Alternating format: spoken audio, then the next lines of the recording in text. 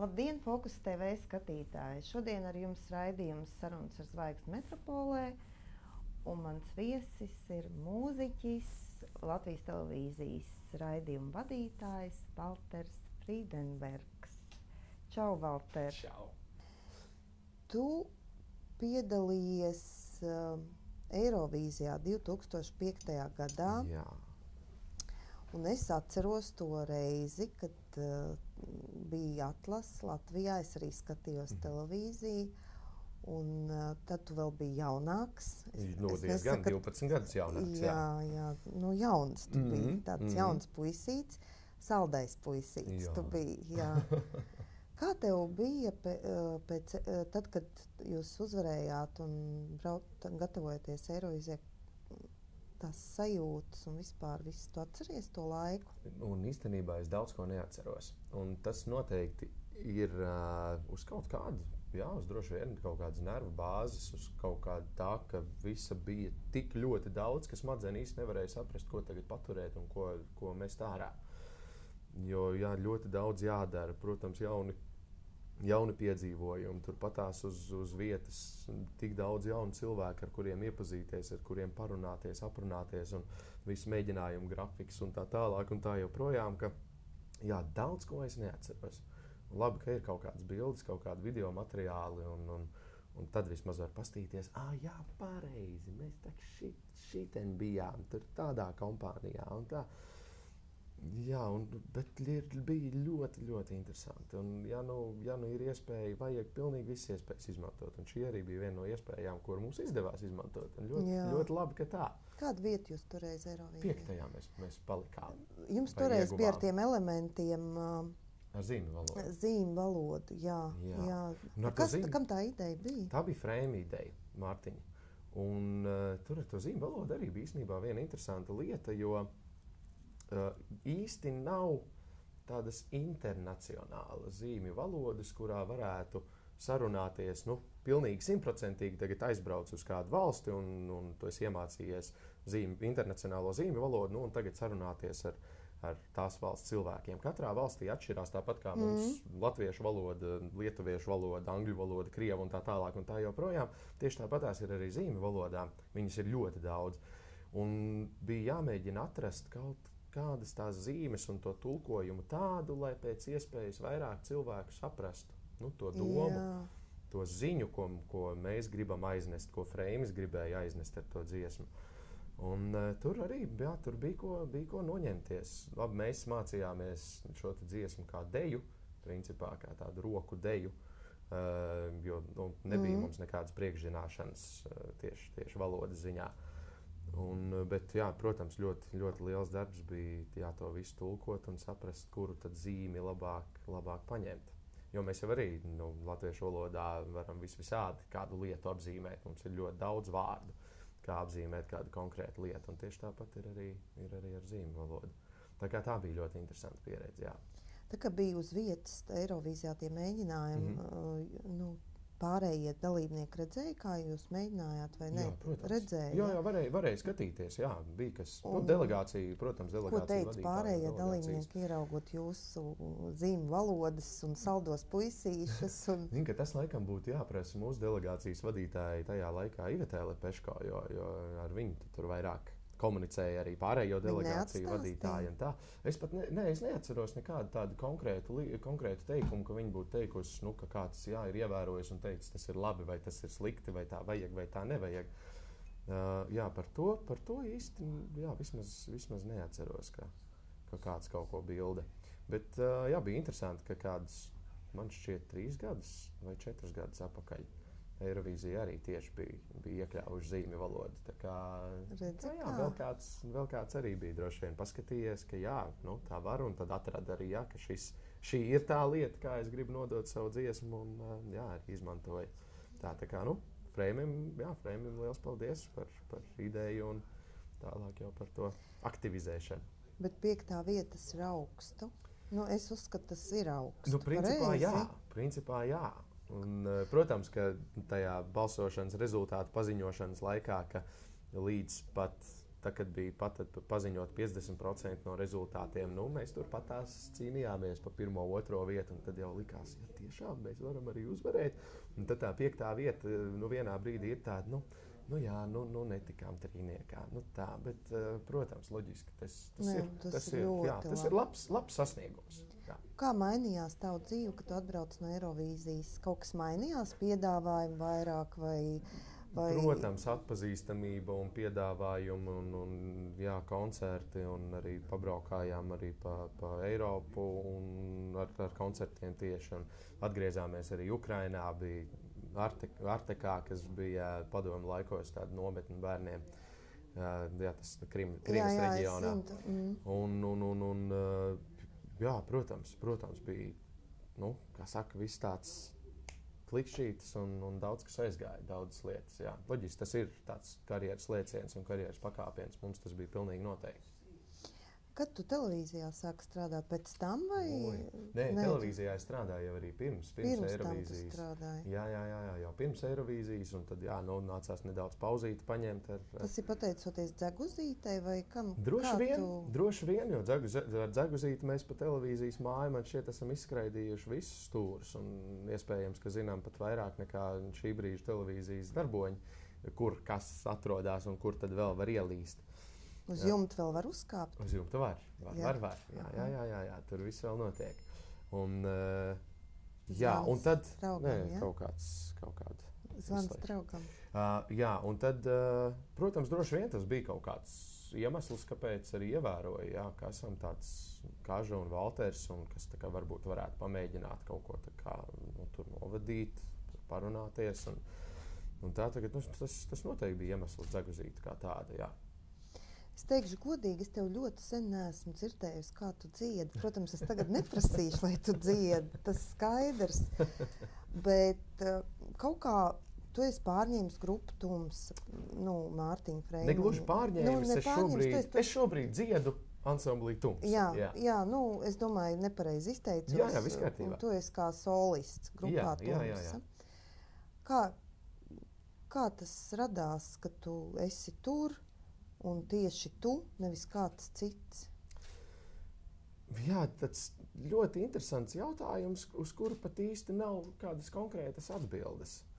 Jo mēs ar puišiem pazīstam esam jau no 98. gada šķiet. Un, protams, tad mēs bijām bērni ansamblī Dzeguzīte un ierakstījām ar ansambli Tums vienu dziesmu. Un tad kaut kā gadu gaitā radās tā draudzība ar Freimi un izaugām no Dzeguzītes vecuma, sākām putnu balles laikus. Un tad Freimim palūdzām, vai viņš nevar kādas pāris dziesmas uzrakstīt. Un tad tas atkal vēl pielika klāt kaut kādu ķieģelīti tai mājai. Un gadu gaitā tiešām sadraudzējāmies arī ar visiem pārējiem. Un pilnīgi noteikti es varēju jau arī tajā laikā teikt, ka es ne tikai zinu tur tos grupas Tums dalībniekus, bet ka mēs esam reāli čaumi. Un tad, kad notika tas, kas notika, ka mēs atvadījāmies no Freima, un pagāja brītiņš, un tad sāka domāt, Džeki, kas tālāk, kam būtu jānotiek, vai nekam nebūtu jānotiek, vai arī ansamblim ir jāaiziet līdz ar Freimu, vai tomēr ir jāturpina dziedāt Freima dziesmas, ir jāturpina tas, ko viņš darīja. Un tad Džeki saprata, ka vajag. Uzspēlēja arī, man šķiet, ka 2 koncertus ar Kažu. Un tad kaut kā vārds pa vārdam aizbraucu uz mēģinājumu, arī nospēlējām pāris koncertus un sapratām, ka laižam. Kāpēc nē? Jo kas tad vēl spēlēs Freimi un Tums dziesmas, ja ne viņa draugi? Ja ne tie cilvēki, ar kuriem viņš ir pavadījis šausmīgi ilgu laiku.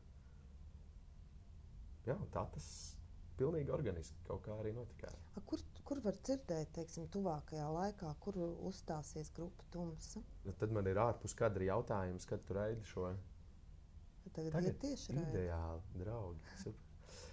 Ja tiešraidi, tad pēc 24, 5, 6... Ko? Šodien? Pēc 27 stundām Krastmalā, tepat Rīgā.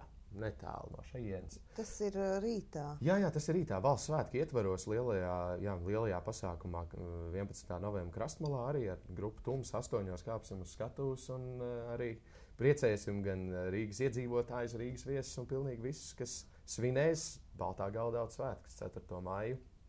Un vēlēsies būt kopā ar pārējiem. Tā kā būsim tur, bet vasarā principā jau ir sarunāti daudz vairāk pilsētas svētki, tā kā pabrauksim pa Latviju. Kur, piemēram? Un viss notiksies. Kuldīgā būsiet? Kuldīgā, tad man tagad ir jāver vaļā kalendāris, jo šis ir vislabākais palīgs vispār visam, kas vien notiekās. Bet ko es uzreiz jau zinu, man šodien arī bija par datumiem runā, mēs būsim Valmieras pilsētas svētkos. Tā, tagad meklējam Tumsu. Kuldīga. Kuldīga. 4. maijā tā ir Krastmala, 2. jūnijas Liepāja, 3. jūnijas Augsne, 10. Jelgava, 1. jūlijas Talsi, 8. Roja, 21. Saldus, 29. Valmiera, 20. Rīga un 11. novembris Aizpute. Tā kā, pasties diezgan... Kuldīgi nav, bet Saldus ir un Talsi ir, es pa Kurzem runāju. Jā, Saldus, Talsi, tas Liepāja. Un tā kā tev ir mājaslapa kaut kur tev var pačekot tieši par tumsas lietām, tumsa.lv.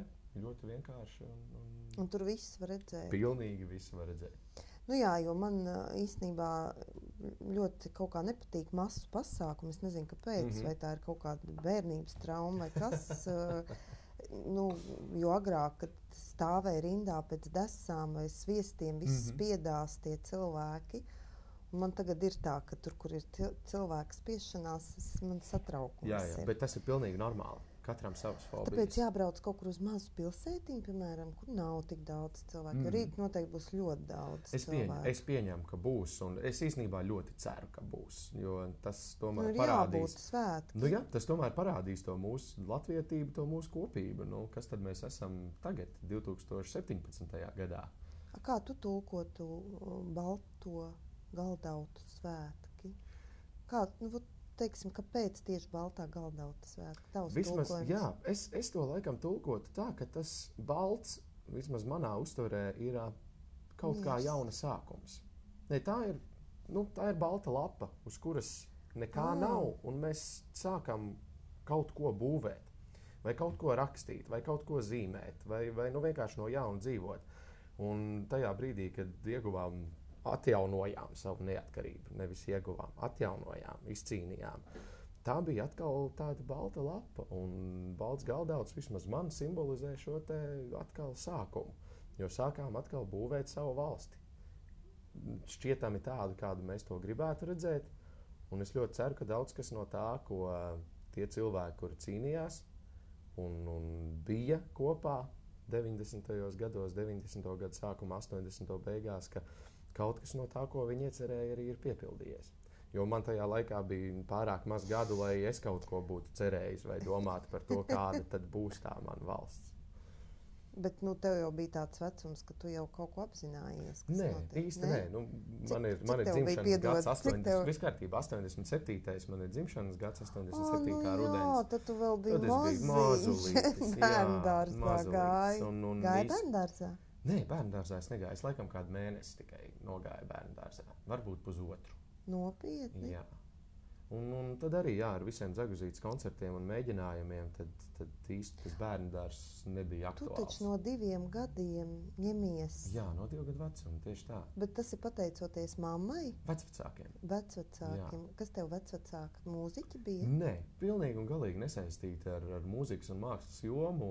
Cilvēki, kuri vienkārši ieraudzīja, ka puika vismaz... Ka tu esi? Jā, man vecmāmiņa stāstīja, ka tieši tajā vasarā, kad rudenī mani paņēma Zaguzītē, tas bija 90. gads, ka vasarā vienkārši kaut ko spēlējos vai ārā, vai ar mantiņām iekšā, un tajā laikā nebija tā kā tagad, ka par radio dziesmas skan visu laiku vienā laidā. Tad bija principā viena radiostacija, kur tad arī varēja klausīties, un ik pa laikam bija arī kāda dziesma. Un tad, kā radio atskanēja kāds skaņdarbs, tad es esot nometis visas mantiņas un gājis pie radio un klausījies. Un tad, tādā veidā ievēroju, ka ir kaut kāda tendence un nosliece un interese uz to mūziku. Un tad Jā, bija pazīstama mana vecmāmiņa ar dēlu Martinsoni, un tad jautāja, kad ir uzņemšana un kad var kā izvest, atrādīt, ka puikam varētu interesēt, un tā arī tas viss sākās. Jā. Un paldies arī vecmāmiņai un, protams, arī vectēvam, ka es neesmu pametis šo te nodarbi. Jo, protams, kā jau katram bērnam apnīk jau vienā brīdī. Protams. Gribās kaut ko citu tur pamēģināt un pastīties un tā dziedāšana tur. Un tad, jā, man nome, kā, nezinu, kur kaut kādas psihologa aizmetņi kaut kur, nezinu, vai kas, un tad viņi ļoti, ļoti pareizi to visu nostādīja, ko es arī īstenībā ieteiktu vecākiem vai topošajiem vecākiem, kas skatās, izmantot arī audzinot savus bērnus. Ka viņam neteikt, nē, tu iesi, bet viņa man deva tādu termiņu. Ja man, piemēram, apnika vasaras vidū, viņa teica, ok, noej līdz septembrim, kad sāksies skola, un tad viss, tad arī varēs neiet uz Dzeguzīti. Tad atkal sāksies skola, un viss, loģiski, tad pāriet, viss tā nepatika, un pāriet negribēšana. Īstenībā ļoti laba lieta. Jā, un tajā septembrī jau viss jau ir aizmirsies, jau, ka negribējās, un ka bija slinkums, un viss arī turpināja. Un tā kā, jā, ļoti, ļoti pareizi piegāja pie tās lietas. Tu esi vienīgais bērns ģimenē? Nē, man vēl ir brālis, un vēl ir pusmās. No brālis tev līdzīgs ir? Pēc bildēm galīgi nē. Nopietni? Galīgi nē. Tādas pilnīgi divi dažādi, vizuāli dažādi cilvēki. Bet tas ir arī, man šķiet, pilnīgi normāli. Un arī draugi, dviņu brāļi ir vienā dienā dzimuši, un kā jau tas bieži vien notiek dviņiem, un arī pilnīgi dažādi cilvēki. Pēc skata. Viņi arī tur ir rādījuši pases un teikuši, ka esam dviņi. Kā jūs tad neesat dviņi? Ja, paskaties, ir viss. Ir tie dviņi, kas nav līdzīgi. Jā. Tieši tā divšūna dviņi, jā. Un jā, tad arī galīgi neesam līdzīgi. Mēs ar pusmāsu esam vizuāli līdzīgāk nekā ar manu brāli.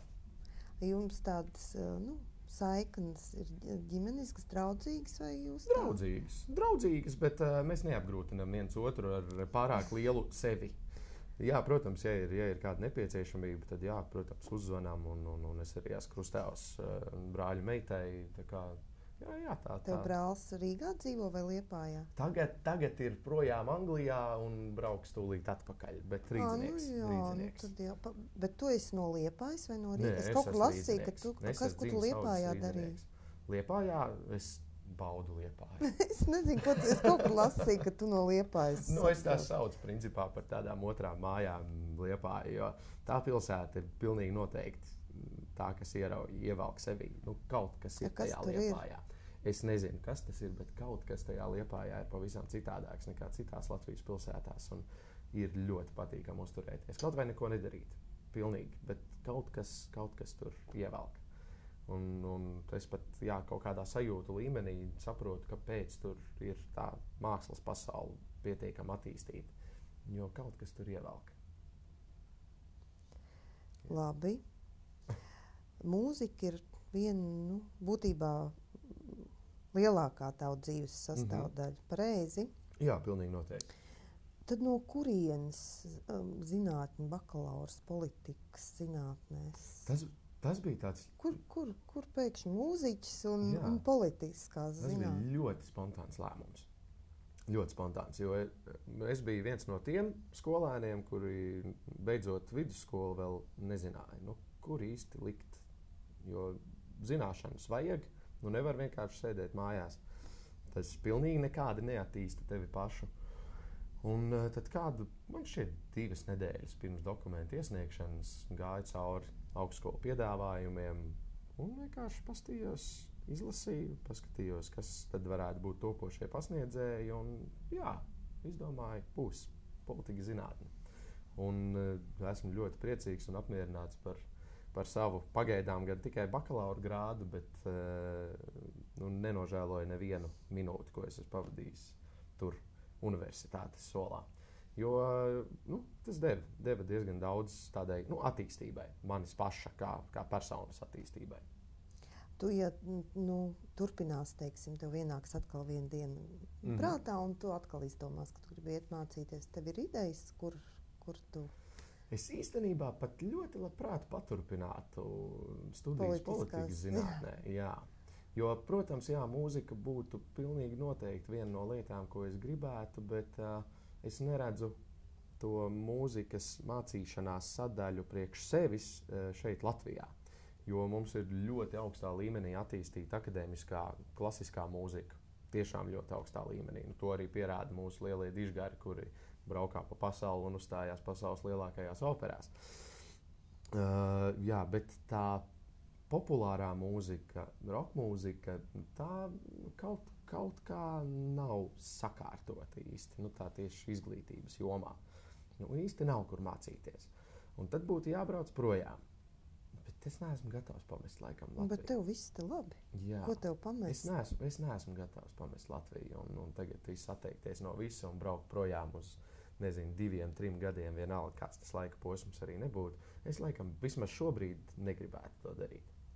Un tad, jā, nu, tad būtu kaut kas atkal cits jāņem. Bet jā, politika zinātne droši vien būtu manā augšgalā manā sarakstā. Bet tas vairāk noteikti, tu gribētu pats iet politikā vai kā žurnālists, tev tas interesē? Es kādreiz varbūt gribētu, jā. Kādreiz varbūt politikā gribētu. Iet?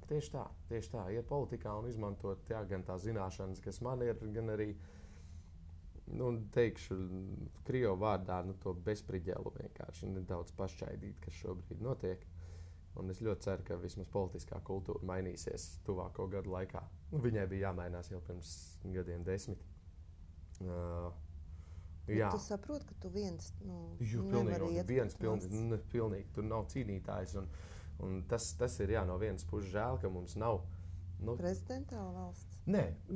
Par valsts iekārtu es gan negribētu teikt, ka mums viņa būtu slikta un būtu jāmaina valsts politiskā iekārta. Nē. Tur viss ir kārtībā, arī šo var pilnīgi mierīgi sakārtot, bet mums nav tā cilvēka, kurš varētu ap sevi pulcēt, nu, pareizi domājošas, nu, tā varētu teikt, nu, uz attīstību vērstus cilvēkus. Diemžēl, bet nav. Vienkāršā valodā saimnieks. Jā, nu tā varētu būt. Saimnieka, jā, nav. Kurš varētu paņemt sev līdzi veselu baru un tad ejam kopā. Un pārvēršam šo valsti par reģionā labāko. Nu, kāpēc mēs to nevarētu izdarīt? Mēs to pilnīgi mierīgi varētu izdarīt. Redzi, kā mums top jau jauna partija pavisam drīz. Tas Valtera priekšgalā. Jā, nu, tas arī ir muļķīgi. Nu, tās latviešu sadrumstalotās partijas. Pastieties, kā dara austrumnieciski noskaņotie. Nu, viss viena partija, viena savienība, viss kārtībā. Nu, par ko balsojam, skaidrs par saskaņu. Latviešiem, nu, kuru tad no 10 partijām tagad ņemt? Nu, tas ir muļķīgi. Nu, tev ir kāda partija uzrunājusi, ņemot vērā, ka tu esi publiska persona, mums pēdējā laikā modē ir pieaicināt partijās atpazīstamas personas vai slavenības.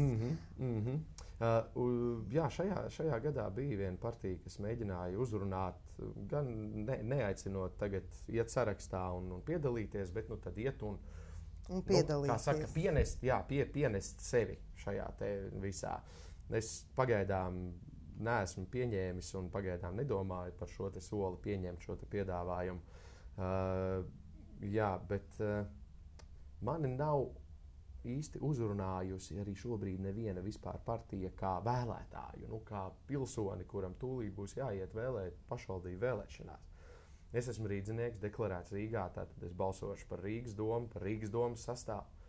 Par ko balsot? Nezinu. Un žēl, ka nezinu. Bet, nu, labi, es nevaru izteikt savu viedokli. Es labprāt izteiktu, bet to pēc tam. Jā. Redzi, kā ir, ja tu arī pieņemtu to piedāvājumu, ja? Tu jau vienalga nevarētu darīt, kā tu domā. Jā, tas, jo tu ieej citā sētā, un tev ir jāpieņem viņu noteikumi. Jā, ja tev nav kāda aizmugura vai naudas maksas nedaudz lielāks, kā man iet kabatā, labi, daudz lielāks nekā man iet kabatā, tad jā, tad tās vienkāršā cilvēka idejas ir grūti iznest uz priekšu. Un tā tas ir jebkurā partijā.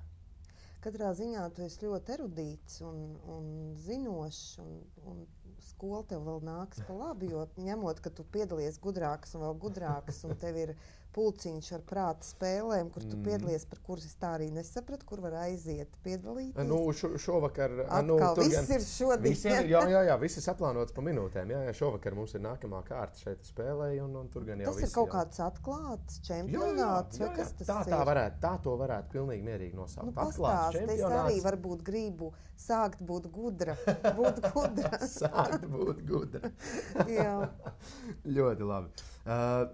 Tas ir kāda komandu sacensības prāta spēlēs. Tad erudīcijas jautājumi par pilnīgi visu. Par, tiešām pilnīgi visu. Kur viņi notiek jums? Tās notiek Blaumaņa ielā. Vismaz tieši šī konkrētā. Ir divi cilvēki, brāļi, kas organizē tieši šo čempionātu, tieši šīs sacensības prāta spēlēs. Un ir ārkārtīgi daudz komandas. Viena lielā kārta iet 2 nedēļu garumā, un katru dienu notiek citu komandu spēle. Bet viena kārta ilgs 2 nedēļas, un katrā dienā ir aptuveni ap 20 komandām. Tā kā tad rēķinām kopā, tur ir komandas, būtībā komanda, vai nu uzvar, vai nē. Spēle, un tev ir sava patstāvīgā komanda, vai tur aizē, un tu nezini, kas tev būs komanda? Tā ir pastāvīga komanda, kurai, protams, mainās dalībnieku skaits, gan skaits, gan arī dalībnieki paši kā tāds sastāvs, atkarībā no tā, vai tiek uz to dienu, uz to vakaru, vai netiek.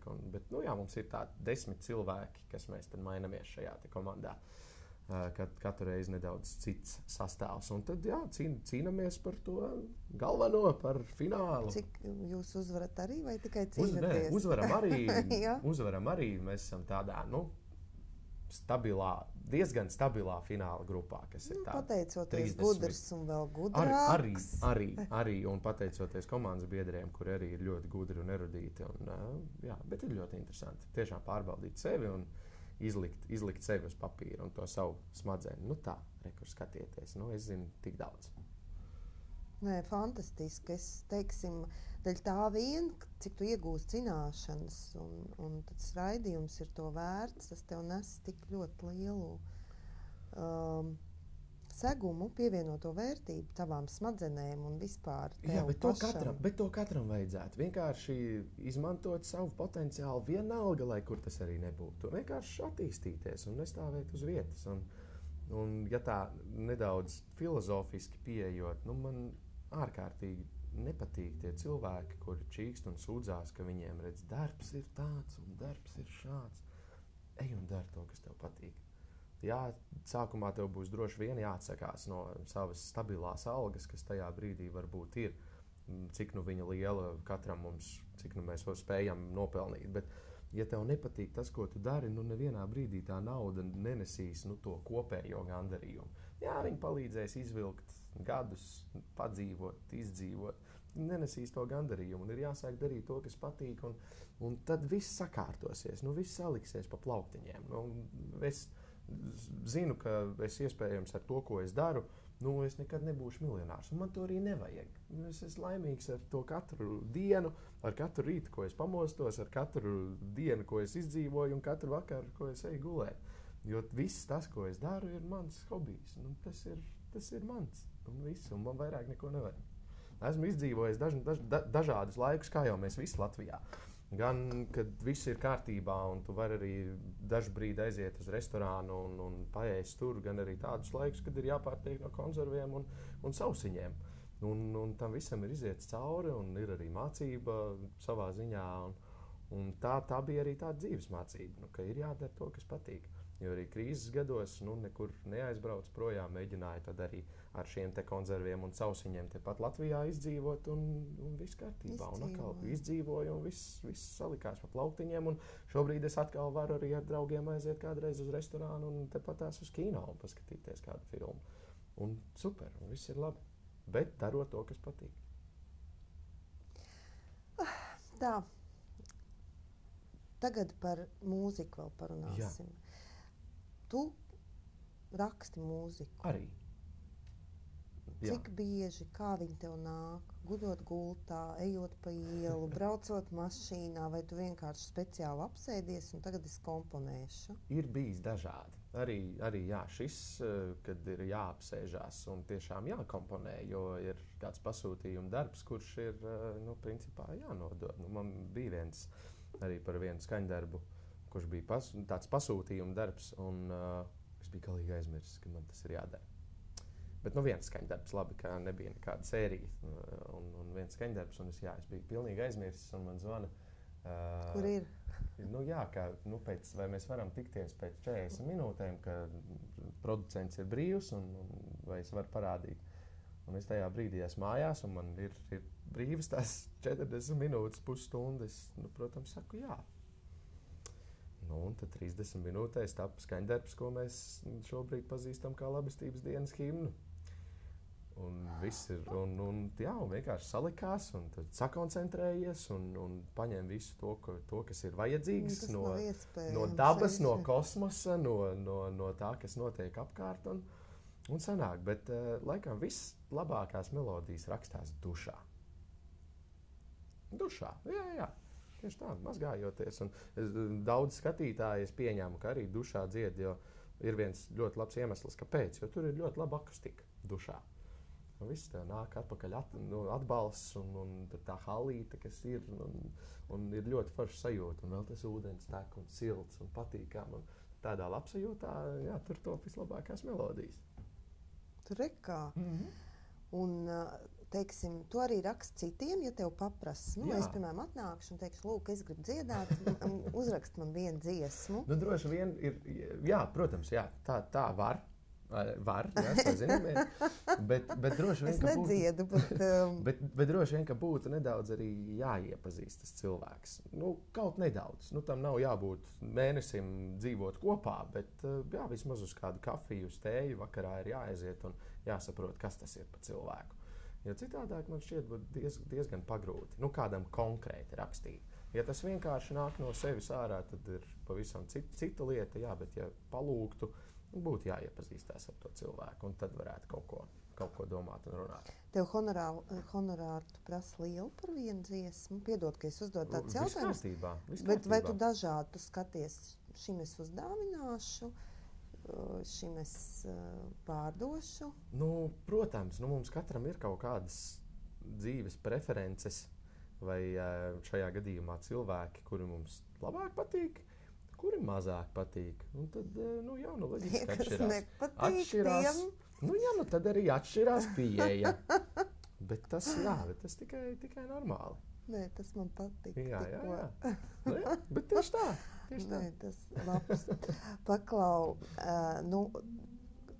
teiksim, man ļoti patīk, ka klasiskā mūzika tagad nāk modē, un kad daudz klasiskie dziedātāji arī mēģina dziedāt tā kā pop mūziku. Jā. Tev nav nekad nākus prātā uzrakstīt kādam operu dziedātājam vai kam kaut kādu darbu, tādu kabulu, kas varbūt kļūtu par hītu kaut kādu?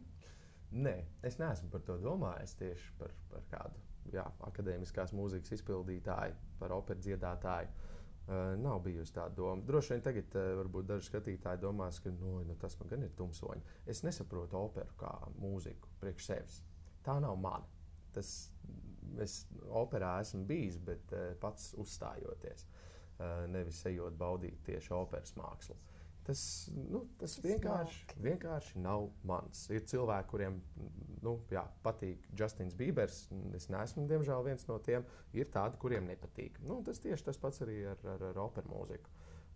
Ir, kuriem ļoti patīk. Man nē. No tādas akadēmiskās un lielās mākslas mūzikas man tiešām ļoti patīk simfoniskais orķestris. Tas gan tur ir tiešām skaisti. Bet es pieņemu, ka mana mūzikas izglītība būtu bišķi pa īsu, lai uzrakstītu orķestrim skaņdarbu. Varētu mēģināt kādreiz. Tur vajag izglītību, bet tas nāk vienkārši. Tur ir jāzina nedaudz vairāk, nekā es zinu no bērnu mūzikas skolas laikiem. Jā. Tur ir jābūt izglītībai. Pilnīgi noteikti. Mēs neliksim pie lielā hadrona pātrinātāja cilvēku, kas nav fiziķis vai ķīmiķis, vai tas, kas tieši pēta to. Tur mēs neliksim gluži galdnieku. klāt un nedosim viņam lielos aparātus. Tieši tāpatās arī ar tādu tiešām augsto mākslu, ar tieši šajā gadījumā arī simfonisku orķestri. Tur ir jābūt cilvēkam, kas arī saprot nedaudz vairāk. Jā, populārajā mūzikā tas ir tā ir tāda tautas mūzika. Un tautas dziesmas, piemēram, arī par kurām mēs šobrīd fanojam, vismaz es arī fanoju, un man ļoti patīk tautas mūzika. To ir radījuši strādnieki, mēs paši. Vienkārši cilvēki, kuri dara savu ikdienišķo darbu. Tu domā, tu tagad runā par šlāgeru mūziku? Nē, es runāju par tautas mūziku, par tautas dziesmām, jā, par tādu lietu. Par šlāgeru mūziku tas atkal ir pavisam cits žanrs, tieši tāpatās kā pops, roks vai džess. Tas ir atkal pavisam cits žanrs, kurā atkal citādāk droši vien ka lietas notiek. Neesmu gluži pievērsies tieši šlāgeru mūzikas žanram, tāpēc īsti nezināšu, kā tur top dziesmas un tiek apdarināti skaņdarbi. Cik tavā krātuvītē ir jau sarakstīti darbi? Es noteikti neesmu pats ražīgākais dziesmu autors un dziesmu tekstu autors. Pilnīgi noteikti nē. Bet es neesmu skaitījis. Tiešām neesmu skaitījis. Tie ir vairāki desmiti, bet vēl līdz 100 ir ko pastrādāt. Tu vēl jauns tev. Jā, kā kurš saka, es pieņemu, ka es saviem gudrnieku bērniem esmu jau pietiekami vecs čalis. Bērniem, protams. Pietiekami vecs. Tā kā tas viss ir relatīvs. Bet es ļoti ceru, ka man vēl priekšā ir pietiekami daudz ko sadarīt. Jā. Labi, tad es nezinu, cik mums vēl laika ir. Tā tūlītās, mums ir ļoti maz laika. 5, jā. Tu ļoti bieži sastopams Rock Café. Jā. Ko tu tur dari? Rock Café mēs ar otru manu mūzikas sadaļu, proti ar Koko orķestri, ar grupu, kuru mēs tiešām spēlējam cilvēkiem atpūtas mūziku. Tas ir cover versijas. Un tad Rock Cafénīcā mani var sastapt reizi mēnesī pilnīgi noteikti. Varbūt dažreiz 2 reizes mēnesī, kur tad mēs uzraujam vienu tādu kārtīgu roka nakti. Priekš visiem cilvēkiem, kuri tajā naktī ir izdomājuši iziet no mājas un pavadīt savu laiku tieši roķenē.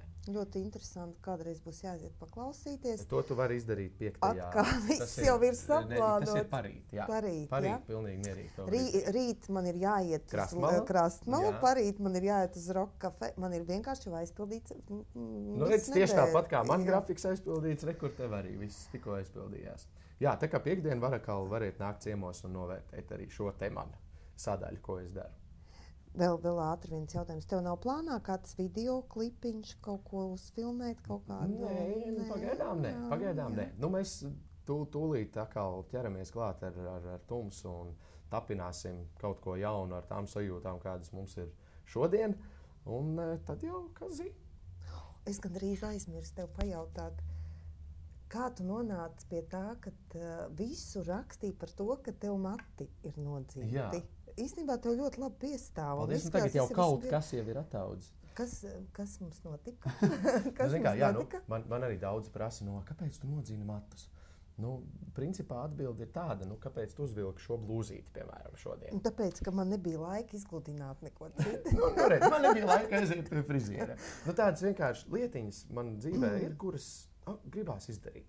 Un tad to arī vienkārši ņem un izdara. Tā nav tā kā atbrīvošanās no kaut kādas vecās enerģijas? Noteikti. No vecās enerģijas tas ir ļoti labs veids, kā atbrīvoties.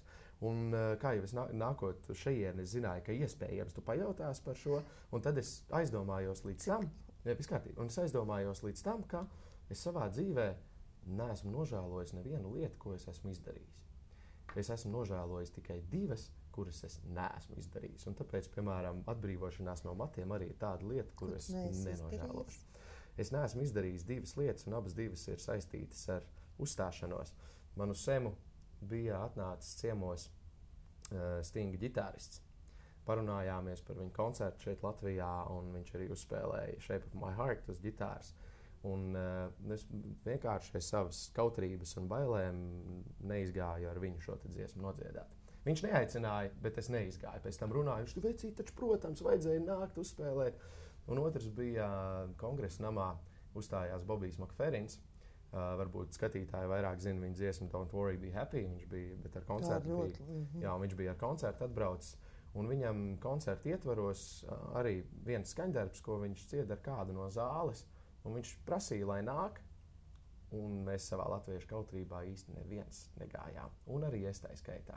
Un tā ir arī lieta, ko es nožēloju. Un tāpēc pēc šīm 2 epizodēm savā dzīvē, ja kaut ko gribās darīt, tad ir jādara. Jo tāpēc ir. Es negribu nožēlot to, ko es neesmu izdarījis. Labāk nožēlot to, ko es esmu izdarījis. Bet pagaidām vēl nav nācies neko nožēlot no tā, ko esmu darījis. Nu, redzi, kā?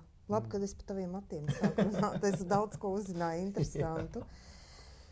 Nu, jā, diemžēl tas laiks tik ātri skrien, un pie tam, ja ir interesantas sarunas, un ar tevīm, es domāju, vēl mēs varētu runāt, jo tev būtu noteikti ko stāstīt. Tev ir kaut kāda vēl nepiepildīta sapņa, ko tu gribētu, bet vēl nav.